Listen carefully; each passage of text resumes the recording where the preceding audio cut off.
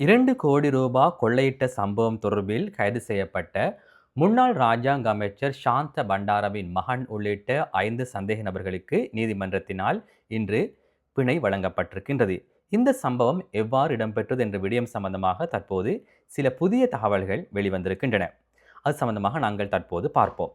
கடந்த 13ஆம் திகதி கொள்ளுப்பிட்டியில் இந்த சம்பவம் இடம்பெற்றிருக்கின்றது. இது எவ்வாறு இடம்பெற்றது என்றால், கொள்ளுப்பிட்டியிலே ஒரு கம்ப்யூட்டர் ஷாப்பிலே பணியாற்றுகின்ற ஒரு மேனேஜர் தன்னிடம் இருக்கின்ற 2 கோடி இலங்கை ரூபாவை டொலராக மாற்ற வேண்டும் என்று மற்றொரு சீன நாட்டு பிரஜையிடம் கூறியிருக்கின்றார். அதன்போது அவர் என்ன கூறியிருக்கின்றார், சரி நான் உங்களுக்கு 2 கோடி தேவையான டொலரை கொண்டு வந்து தருகின்றேன், இந்த இடத்துக்கு வாருங்கள் என்று ஒரு இடத்தை குறிப்பிட்டிருக்கின்றார். அதன்போது அந்த கம்ப்யூட்டர் மேனேஜர் கொள்ளுப்பிட்டியிலே சைடில் இருக்கின்ற ஒரு இடத்துக்கு சென்று அவர் அந்த இடத்தை குறிப்பிட்டிருக்கின்றார். நான் இந்த இடத்தில் இருக்கின்றேன், நீங்கள் பணத்தை கொண்டு வாருங்கள் என்று குறிப்பிட்டிருக்கின்றார். அந்த நேரத்தில் தான் இந்த சம்பவம் இடம்பெற்றிருக்கின்றது. இரவு வெளியில் இந்த சம்பவம் இடம்பெற்றிருக்கின்றது. அதன்போது சிவில் உடையில் அணிந்த 2 பேர் அந்த இடத்துக்கு சென்றிருக்கின்றார்கள். சென்று தாங்கள் போலீசார் என்று கூறியிருக்கின்றார்கள். அதன்போது அவர்களிடம் கைவிலங்குகளும் இருந்திருக்கின்றது. கைவிலங்கு ஒன்றும் இருந்திருக்கிறது. அதாவது நாங்கள் கூறுவோம் மாஞ்சி ஒன்றும் இருந்திருக்கின்றது. அதன்போது அந்த அவர்களில் ஒருவர் இந்த காருக்குள்ளே இருக்கின்ற சீன பிரஜையிடம் அவருடைய பாஸ்போர்ட்டை கேட்டிருக்கின்றார்.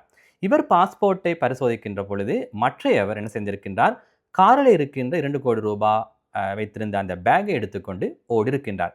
அதன்போது காரிலிருந்து இறங்கிய அந்த சீன நாட்டு பிரஜை இவரை பின்தொடர்ந்து ஓடி இருக்கின்றார். அங்கிருந்த மற்றும் 2 இலங்கையர்களும் இவருக்கு சப்போர்ட் பண்ணி பின்னால் ஓடி இருக்கின்றார்கள். ஆனால் அவர்களால் அந்த திருடனை கொள்ளையரை கைது செய்ய முடியவில்லை. அங்கிருந்த போலீசாருக்கு தகவல்களை கூறியிருக்கின்றார்கள். அதன்போது உடனடியாக போலீசார் செயற்பட்டிருக்கின்றார்கள். போலீசார் செயற்பட்டு சிறிது நேரத்திலே அந்த பிரதான சந்தேக நபரை கைது செய்கின்றார்கள். கைது செய்த அந்த சந்தேக நபர் 46 வயதான ஒருவர். ஆனால் விசாரணையின் போது தெரிய வந்திருக்கின்றது அவர் பிரதான சந்தேக நபர் அல்ல என்ற விடயம் தான் தெரிய வந்திருக்கின்றது. ஆரம்பத்திலே இவர் குறிப்பிட்டிருக்கின்றார், நான் தான் இதனை செய்தேன் என்ற விடயத்தை குறிப்பிட்டிருக்கின்றார். ஆனால் தொடர்ந்து விசாரணைகளை மேற்கொள்கின்ற பொழுது அவருடைய கையடக்க தொலைபேசியை பரிசோதித்த பொழுது சில முக்கியமான தகவல்கள் வெளியே வந்திருக்கின்றன. அதாவது இவர்கள் இந்த கொள்ளை சம்பவத்தோடு தொடர்புபட்டவர்கள் இதற்கு முன்னர் எங்கும் சந்தித்ததில்லை. இவர்கள் ஒரு குரூப் chat மூலம்தான் இந்த விடயம் சம்பந்தமாக பேசியிருக்கின்றார்களே தவிர இதற்கு முன்னர் அந்த 5 சந்தேக நபர்களும் ஒரு இடத்திலே சந்தித்து பேசவில்லை என்ற விடயத்தை இதன் போது குறிப்பிடப்பட்டிருக்கின்றது.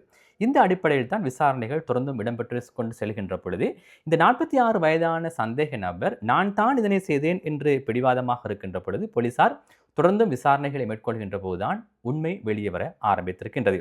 அதன்போதுதான் அந்த சந்தேக நபர் கூறியிருக்கின்றார், சார் இந்த சம்பவத்துக்கு பின்னால் முன்னாள் ராஜாங்க அமைச்சர் ஒரு மகன் இருப்பதாக அவர் கூறியிருக்கின்றார். இது சம்பந்தமாக தொடர்ந்தும் ஆராய்ந்த பொழுது அவர்தான் முன்னாள் ராஜாங்க அமைச்சர் சாந்த பண்டாரவின் மகன் அனுத பண்டார் என்பது தெரிய வந்திருக்கின்றது. சம்பவம் இடம்பெற்ற தினத்தன்று அந்த சாந்த பண்டாரவின் மகன் 13 மீட்டர் தொலைவிலே தான் இருந்திருக்கின்றார். அந்த சம்பவத்தின் பின்னர் பணத்தை எடுத்துக்கொண்டு செல்வதற்காக சம்பவம் இடம்பெற்ற இடத்திலிருந்து கிட்டத்தட்ட 13 மீட்டர் தூரத்தில் தான் சாந்த பண்டாரின் மகன் இருந்திருக்கின்றார். சாந்த பண்டாரின் மகனுடைய வயது 21. அவருடைய வயதுக்கேற்ற வேலையைத்தான் செய்திருக்கின்றாரா என்ற கேள்விதான் தற்போது ஏற்படுகின்றது.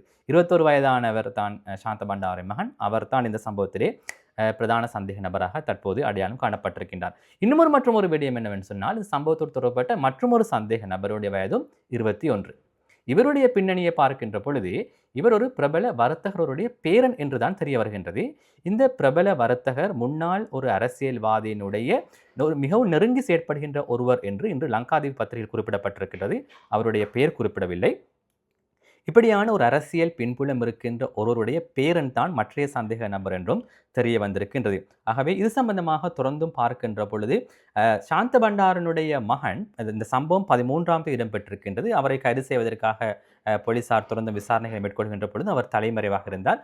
15ஆம் தேதி அவருடைய ஒரு சகோதரின் திருமண நிகழ்விலும் சாந்த பண்டாரின் மகன் கலந்து கொண்டிருக்கின்றார். அதன் பின்னர் தான் அவர் மறுநாள் போலீஸ் நிலையத்துக்கு சென்று சரணடைந்திருக்கின்றார். ஆகவே ஒட்டுமொத்தமாக பார்க்கின்ற பொழுது இவர்கள் இந்த சம்பவத்தை திட்டமிட்டு ஒரு குரூப் சட்டூடாகத்தான் திட்டமிட்டு இதனை மேற்கொண்டிருக்கின்றார்கள்.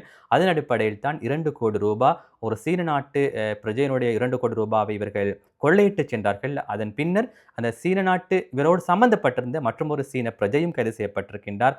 அவர்கள் கைது செய்யப்பட்ட நிலையில் இன்று அவர்களுக்கு பிணை வழங்கப்பட்டிருக்கின்றது. நன்றி.